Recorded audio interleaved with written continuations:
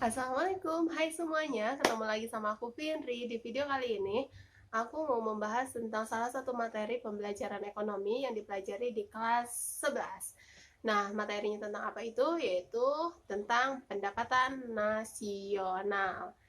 Ada yang sudah tahu apa itu pendapatan nasional?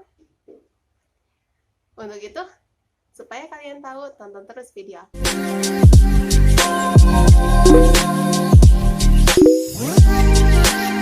Ya, jadi pendapatan nasional adalah jumlah perhitungan atau pendapatan yang diterima oleh seluruh masyarakat pada suatu negara dari penyerahan faktor-faktor produksi dalam kurun waktu tertentu. Biasanya dihitungnya dalam waktu 1 tahun. Ada 3 metode yang digunakan untuk menghitung pendapatan nasional. Metode apa saja itu? Untuk metode yang pertama, yaitu metode pendekatan produksi. Metode pendekatan produksi adalah metode yang menghitung seluruh nilai jumlah barang dan jasa yang dihasilkan dalam suatu sektor tertentu. Nah, penggunaan metode ini biasanya mempunyai tujuan untuk mengetahui besarnya sumbangan semua sektor ekonomi dalam perkembangan pendapatan nasional. Metode pendekatan produksi ini dirumuskan seperti ini. Y sama dengan P1 dikali Q1 ditambah P2 dikali Q2 ditambah sampai dengan PN dikali QN. Y itu dilambangkan untuk pendapatan nasional. Kemudian P itu kalau dalam bahasa Inggris itu artinya price. P1 maka dilambangkan sebagai harga barang ke-1, kemudian P2 dilambangkan sebagai harga barang kedua, Q1 dilambangkan sebagai banyaknya jumlah barang pertama, kemudian Q2 dilambangkan sebagai jumlah barang kedua. Kemudian untuk metode pendekatan yang kedua, yaitu metode pendekatan pendapatan. Metode pendekatan pendapatan ini menghitung seluruh balas jasa dari sektor faktor produksi yang diterima sebagai akibat dari penyerahan faktor produksi kepada produsen. Nah, biasanya yang termasuk ke dalam faktor-faktor produksi itu diantaranya adalah upah, kemudian biaya sewa, keuntungan, sehingga untuk metode pendekatan pendapatan ini dirumuskan dengan Y sama dengan R kecil ditambah I kecil ditambah W kecil ditambah P kecil. Untuk itu, Y disimbolkan untuk pendapatan, R kecil disimbolkan untuk upah atau gaji, kemudian I kecil dilambangkan untuk bunga, kemudian W dilambangkan sebagai sewa, dan P dilambangkan sebagai profit atau keuntungan. Untuk metode yang terakhir yaitu metode pendekatan pengeluaran. Nah, untuk metode pendekatan pengeluaran ini yang dihitung adalah seluruh biaya konsumsi yang dikeluarkan oleh rumah tangga konsumsi. Seperti apa contohnya? Seperti pengeluaran pemerintah, kemudian selisih ekspor impor, sektor rumah tangga luar negeri, dan sebagainya. Sehingga pendekatan pengeluaran ini dirumuskan dengan Y sama dengan C ditambah I ditambah G ditambah X dikurang M. Nah, seluruh hurufnya menggunakan huruf kapital. Untuk Y disimbolkan sebagai pendapatan, kemudian C disimbolkan sebagai konsumsi, kemudian I disimbolkan sebagai investasi, G disimbolkan sebagai pengeluaran pemerintah, X disimbolkan sebagai ekspor, dan M disimbolkan sebagai impor.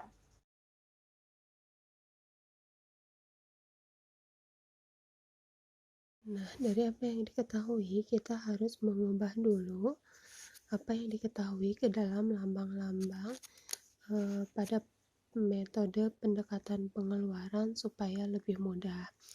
Untuk yang pertama diketahui pengeluaran konsumsi sebesar 30 juta, maka kita tuliskan, kita lambangkan dengan C. Pengeluaran konsumsi itu C, yaitu 30 juta.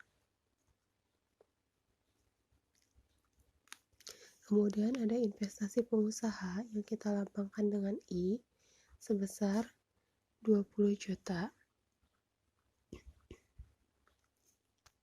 Kemudian ada ekspor yang kita lambangkan dengan X sebesar 17 juta. Kemudian ada impor yang kita lambangkan dengan M sebesar 7 juta. Dan yang terakhir, pengeluaran pemerintah kita lambangkan dengan G sebesar 15 juta. Nah, jika sudah diubah menjadi simbol-simbol seperti ini akan lebih mempermudah dalam perhitungan, karena tinggal kita masukkan ke dalam rumus untuk metode pendekatan pengeluaran, yaitu Y sama dengan C ditambah I ditambah G ditambah X dikurang M. Maka tinggal kita masukkan nominalnya. C ini sebesar 30 juta ditambah I sebesar 20 juta, kemudian ditambah G sebesar 15 juta,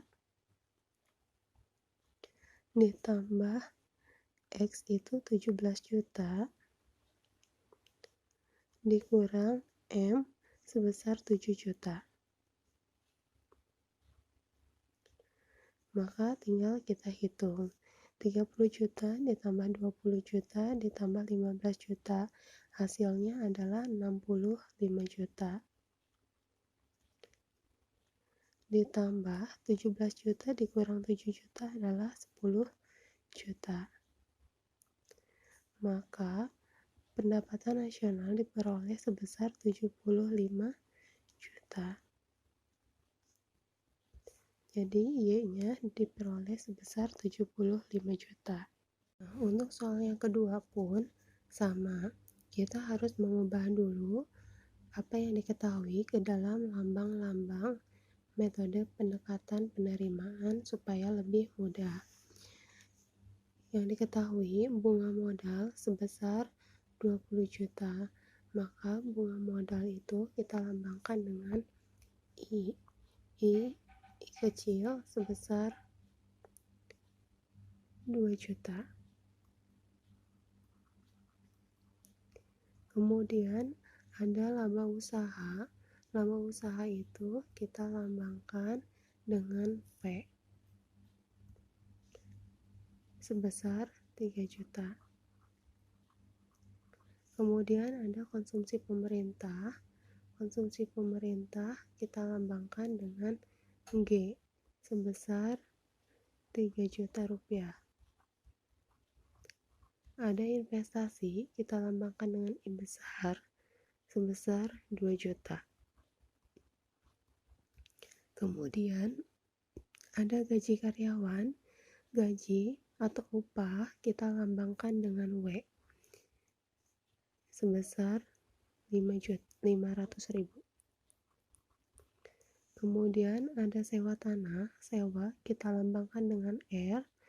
Sewa sebesar 1.500.000. Kemudian ada ekspor kita lambangkan dengan X sebesar 7 juta.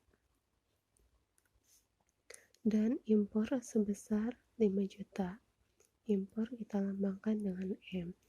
Nah, berdasarkan rumus metode pendekatan pendapatan atau pendekatan penerimaan, rumusnya adalah Y sama dengan R ditambah W ditambah I ditambah P. Semuanya menggunakan huruf kecil. R kita tinggal ambil yang ini sebesar 1.500.000.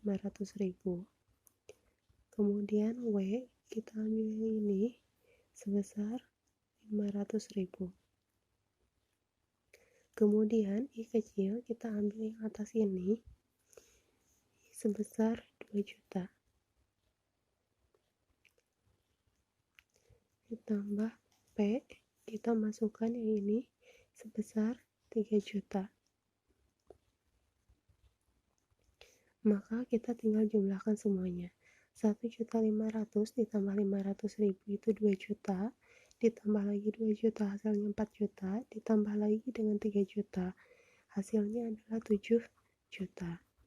Maka diperoleh hasil bahwa pendapatan nasional yang dihitung menggunakan metode pendekatan pendapatan yaitu sebesar 7 juta rupiah.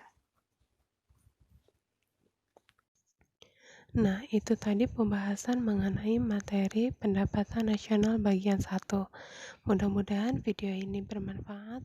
Wassalamualaikum.